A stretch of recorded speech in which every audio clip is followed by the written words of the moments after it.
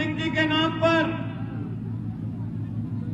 हमारी सरकार ने आदरणीय प्रधानमंत्री जी की प्रेरणा से अलीगढ़ में उच्च शिक्षा के एक अत्याधुनिक विश्वविद्यालय के निर्माण के कार्यक्रम को स्वीकृति दी है और आज से 4 महीने पहले प्रधानमंत्री जी के कर कमलों से यहां पर विश्वविद्यालय की आधारशिला भी रखी जा चुकी है। अलीगढ़ और उसके आसपास के नौजवानों को आने वाले समय में जब डिग्री मिलेगी तो उस डिग्री में नाम होगा राजा महेंद्र प्रताप सिंह और तब राजा महेंद्र प्रताप सिंह के नाम पर लोग जानने के इच्छुक होंगे तो पता लगेगा कि राजा महेंद्र प्रताप सिंह ने 1915 में भारत की अंतरिम सरकार का गठन अफगानिस्तान में रह करके कर दिया था। मैं केवल आपसे पूछना चाहता हूं कि आखिर राजा महेंद्र प्रताप सिंह जी के नाम पर ये विश्वविद्यालय की स्थापना पहले क्यों नहीं हो पाई और जिस अलीगढ़ मुस्लिम विश्वविद्यालय के लिए उन्होंने अपनी भूमि दान दी थी उस अलीगढ़ मुस्लिम विश्वविद्यालय के अंदर राजा महेंद्र प्रताप सिंह के नाम पर कोई शिलापट क्यों नहीं लग पाया था? कारण साफ है, फर्क साफ है। देश के महापुरुषों के मन में के प्रति इनके मन में सम्मान का भाव नहीं था। यही कारण था कि कभी राजा महेंद्र प्रताप सिंह भुला दिए जाते हैं, कभी लौह पुरुष सरदार वल्लभ भाई पटेल को भुला दिया जाता है। हमारी सरकार ने तो राजा महेंद्र प्रताप सिंह जी के नाम पर विश्वविद्यालय की स्थापना के कार्यक्रम को आगे बढ़ाया। और यही नहीं भाइयों बहनों, सरदेव कल्याण सिंह जी के नाम पर भी हमारी सरकार ने लखनऊ में 1000 करोड़ रुपए की लागत से अत्याधुनिक कैंसर संस्थान का नाम भी स्वर्गीय कल्याण सिंह जी के नाम पर रखा है और बुलंदशहर के निर्माणाधीन मेडिकल कॉलेज का नामकरण भी कल्याण सिंह जी के ही नाम पर रखा है। हमारी सरकार के समय, भारतीय जनता पार्टी की डबल इंजन की सरकार के समय प्रदेश में दंगे नहीं होते, प्रदेश में अराजकता नहीं हो सकती, प्रदेश में गुंडागर्दी नहीं हो सकती, बहन और बेटियों की सुरक्षा के साथ कोई खिलवाड़ नहीं कर सकता। क्योंकि सबको मालूम है अगर दंगा करेंगे,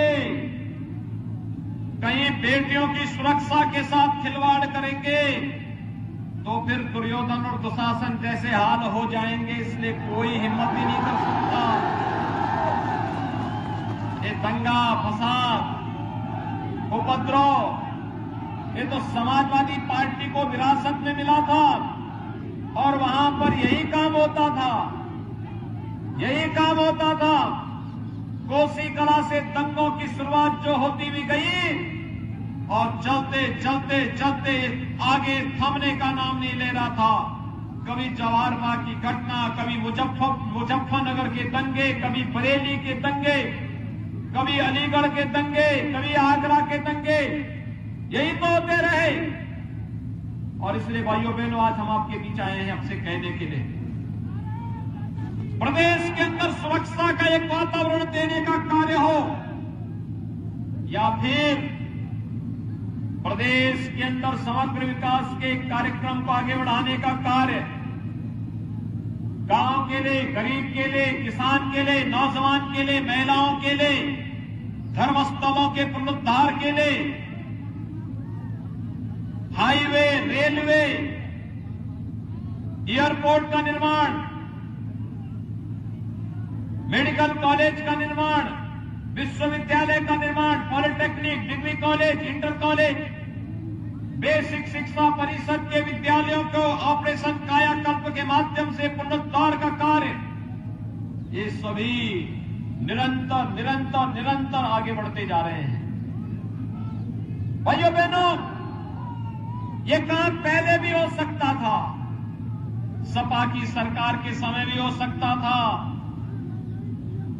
बहुजन समाज पार्टी की सरकार के समय भी हो सकता था, लेकिन भाइयों बहनों, सपा की सरकार के समय उनकी संवेदना गरीब के लिए नहीं थी, किसान के लिए नहीं थी, बेटियों की सुरक्षा के लिए नहीं थी। उनकी संवेदना तो दंगाइयों के प्रति थी। समाजवादी पार्टी और बहुजन समाजवादी पार्टी के नेताओं की संवेदना तो पेशेवर माफियाओं के प्रति थी। और ये लोग इन अपराधी और माफियाओं को संरक्षण देकर के किस प्रकार की अराजकता पैदा करते थे, ये किसी से छुपा हुआ नहीं, ये किसी से छुपा हुआ नहीं। विकास कार्य में लूट कैसे मचती थी, इसके उदाहरण भी आपके सामने हैं। विकास का पैसा सड़क पर, बिजली पर, पानी पर, गांव के विकास पर, शहर के विकास पर, एयरपोर्ट के निर्माण पर नहीं खर्च होता था। मेडिकल कॉलेज, विश्वविद्यालय के निर्माण पर खर्च नहीं होता था। ये पैसा तो इनके अपने खानदान के विकास पे खर्च होता था, या ये पैसा इनके लिए इत्र वाले मित्र को विकास करने में खर्च होता था। आपने देखा होगा इनके इत्र वाले मित्र के यहां जब हमारा बुलडोजर चलता है तो आपने देखा होगा नोट की गड्डी नोट के पहाड़ निकल पड़ते हैं। उस बंगले में आपने देखा होगा उनके बंगले में मनुष्य नहीं, नोट के पहाड़ थे। और ये साबित करता है कि सपा की सरकार में विकास के कार्य में डकैती डाली जाती थी। डकैती कोरोना कालखंड में आपने देखा होगा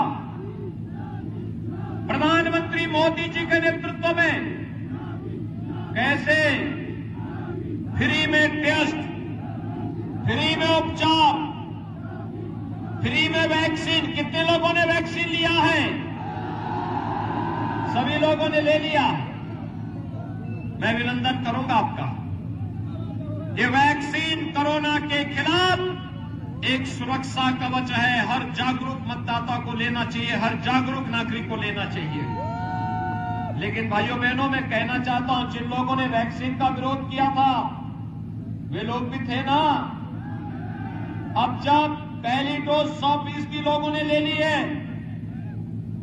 दूसरी डोज भी 72% लोगों ने ले ली है। चुनाव आते आते ये संख्या 80% तक पहुंच जाएगी। तो मेरा मानना है ये 90% डबल डोज लेने वाले जो लोग होंगे, भाइयों बहनों, क्या भारतीय जनता पार्टी के बारे में और वैक्सीन के बारे में जो दुष्प्रचार करते थे उनको आप साबित करेंगे ना? ये वैक्सीन जो मोदी वैक्सीन के रूप में और भाजपा वैक्सीन के रूप में विरोधी इसका दुष्प्रचार कर रहे थे, आज उन विरोधियों को तमाचा मारेंगे ना? ये मोदी वैक्सीन और भाजपा वैक्सीन ने ही तीसरी वेव में जनता जनार्दन को बचाया है। और जो हमारा संकट का साथ होगा, हम उसके साथ ही होंगे, अवसरवादियों के साथ नहीं होंगे। एक चुनाव ये बताने का एक अवसर होगा। और भाइयों बहनों, ये फ्री में वैक्सीन और सबको वैक्सीन के साथ डबल इंजन की सरकार है, तो अनाज का भी डबल डोज मिल रहा है ना? मिल रहा है ना अन्न का डबल डोज? चावल, गेहूं, चना, तेल, नमक है ना? सब खुश है ना? ये चालू रहना चाहिए ना? क्या ये सपा के लोग दे पाते? ये सब उनके समय में इत्र वाले मित्र के यहां चला जाता था। और बहन जी की सरकार होती तो हाथी का पेट तो कभी भरता ही नहीं है। इसलिए भाइयों बहनों, आज मैं आपसे कहने के लिए आया हूं, जब हमारी बात आती लोग कहते हैं समय एक समाजवादी पार्टी के नेता मिले, उन्होंने कहा साहब आपके यहां विकास तो दिखाई देता, लेकिन ये बुलडोजर का मतलब क्या है? मैंने कहा समझ जाओगे। मैंने कहा भगवान कृष्ण ने क्या कहा था, परित्राणाय साधूनाम विनाशाय च दुष्कृताम, यानी एक हाथ में शस्त्र होगा, दूसरे में शास्त्र होगा। शास्त्र लोक कल्याण का मार्ग प्रशस्त करने के लिए, विकास के लिए, और शस्त्र दुष्टों को उसका अंजाम तक पहुंचाने के लिए। विकास होगा लोक कल्याण के लिए, हर एक चेहरे पर खुशहाली लाने के लिए, और बुलडोजर होगा माफिया और अपराधियों की छाती पर चढ़ाने के लिए, उनकी अवैध कमाई पर चढ़ाने के लिए। ये दोनों साथ साथ चलेंगे। सपा परेशान है, उनको अब मुझसे ज्यादा बुलडोजर से परेशानी हो गई है। और इसलिए भाइयों बहनों, मैं आज आपके पास आया हूं। मैंने कहा, समाजवादी पार्टी के नेता से पूछा, मैंने कहा भैया ये बताओ कि चलिए हमारी काम तो दिखाई दे रहे हैं, सड़क पर, मेडिकल कॉलेज पर, विश्वविद्यालय के नाम पर सब दिखाई दे रहा है। लोगों के मकान बनाए जा रहे हैं, लोगों को कनेक्शन दिए जा रहे हैं, वृद्धावस्था पेंशन, विधवा पेंशन, दिव्यांगजन पेंशन, ये सभी है। लेकिन आपने भी कोई विकास कराया? उसने कहा हाँ कराया है। मैंने कहा कहां? उसने कहा देखिए साहब, हमारे पास विजन नहीं था, हम सड़क नहीं बना सकते थे, मेडिकल कॉलेज नहीं बना सकते थे, लेकिन हमने कब्रिस्तान की बाउंड्री वॉल बनाई है। क्या काम किया था उन्होंने? कब्रिस्तान की बाउंड्री। भाइयों बहनों, ये कब्रिस्तान की बाउंड्री बनाने वाले लोग, आज उनको बोलने की आवश्यकता है, कब्रिस्तान से ही वोट भी ले लीजिए। भारतीय जनता पार्टी की सरकार में 700 से अधिक धाम और साथ साथ मंदिरों के पुनरुद्धार का कार्य हुआ है। अयोध्या तो अत्याधुनिक नगरी के रूप में विकसित हो रही है। काशी को प्रधानमंत्री मोदी जी के विजन में अत्याधुनिक काशी बनाया है, काशी विश्वनाथ धाम। और भाइयों बहनों, वृंदावन, मथुरा, बरसाना, गोकुल, नंदगांव, गोवर्धन ये कैसे बच जाएगा? ब्रज तीर्थ विकास परिषद के माध्यम से यहां का विकास भी हो रहा है। ये विकास का कार्य चलना चाहिए ना? सहमत है? माफिया और गुंडों के खिलाफ कार्रवाई होनी चाहिए ना? सहमत है? मैं इस बात को मान लूंगा कि आप लोग यहां पर ठाकुर रविंद्रपाल सिंह जी को भारी बहुमत से चुनाव जिता करके भेजेंगे। सभी लोग चुनाव के दिन पहला मतदान करेंगे, तब जलपान करेंगे, संकल्प लेंगे। सभी लोग इधर इधर उधर सड़क पर सभी लोग सहमत हैं तो मेरे साथ दोनों हाथ पकड़ करके बोलेंगे, दोनों हाथ पकड़ करके बोलेंगे, भारत माता की, भारत माता की, भारत माता की। आप सबसे मेरी अपील है कि छर्रा से श्री रविंद्रपाल सिंह जी को, खैर सुरक्षित सीट से श्री अनूप प्रधान को, बरौली से ठाकुर जयवीर सिंह को, अतरौली से श्री संदीप सिंह को, कोल से श्री अनिल परासर को, अलीगढ़ से श्रीमती मुक्ता राजा को और इगलास सुरक्षित से श्री राजकुमार सहयोगी को भारी बहुमत से विजयी बनाकर